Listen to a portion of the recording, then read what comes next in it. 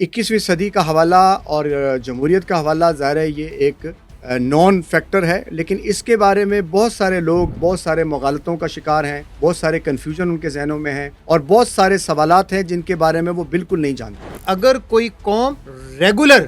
باقاعدہ تہجد گزار ہو بلا ناغہ اور بہت ہی عبادت گزار وہ قوم ہو، لیکن اس قوم کا جو سیاسی شعور ہے وہ اگر اپ ٹو دی مارک نہیں ہے، اس بات کا امکان موجود ہے کہ آنے والے دور میں تہجد تو دور کی بات ہے، ان لوگوں کے اوپر ایسی پابندیاں لگا دی جائیں کہ وہ 5 وقتہ نماز بھی ادا کرنے کے قابل ہیں۔ پاکستان میں 10 سال میں سے آدھا ٹائم جو ہے وہ انٹرونشن رہی ہے اور ڈیموکریٹک گورنمنٹس کو ختم کیا گیا اور ڈکٹیٹرشپ کسی بھی شکل میں پاکستان پہ آتی رہی۔ 77 میں بھٹو کا پاکستان میں دور تھا، وہاں اندرا گاندھی تھی تو ایمرجنسی لگائی گئی تھی، لیکن پاکستان کے اندر بھی حالات ایسے تھے کہ پاکستان میں ایک پاپولس لیڈر عروج پہ تھا۔ پاکستان کے 2 حصے تھے، دونوں طرف جو ہے وہ ایک کشمکش کی حالت تھی اور اس پاپولس لیڈرشپ کے اندر ایک آٹوکریٹک مائنڈ سیٹ جو ہے نا وہ چھپا ہوا، ڈیموکریٹک نہیں تھا۔ اندرا گاندھی یا انڈیا نے واپسی کا سفر لیا اور انہوں نے دوبارہ جمہوریت کو بحال کیا، ڈیریل نہیں ہونے دیا، لیکن پاکستان میں اگلے 10-11 سال کے لیے پھر ایک دفعہ جمہوریت کو جو ہے وہ بین کر دیا گیا اور یہاں پر ایک ڈکٹیٹر کی حکومت آ گئی۔ پاکستان کا نمبر 133 ہے آؤٹ آف 190 سے اوپر ممالک اور انڈیا 66 پہ فال کرتا ہے، تو اس کا مطلب ہے کہ ہم بہت بلو لیول پر ایک جمہوری ملک ہیں۔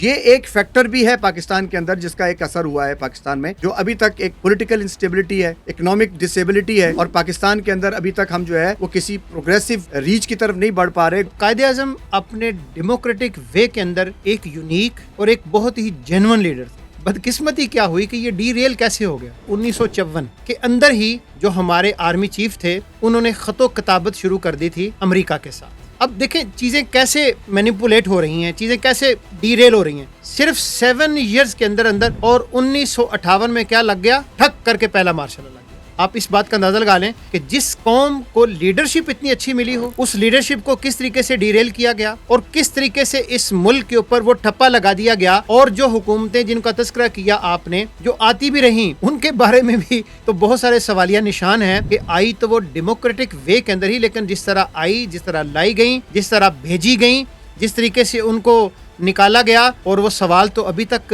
گونج رہے نا کہ مجھے کیوں نکالا اور مجھے کیوں ڈالا اور پھر مجھے کیوں نکالا اور پھر مجھے کیوں ڈالا، تو مطلب یہ سوال ہے۔ اور یہ کون ہے نویس صاحب؟ تو جمہوریت جس ویز میں تھی اور 21ویں صدی میں اس جمہوریت نے جو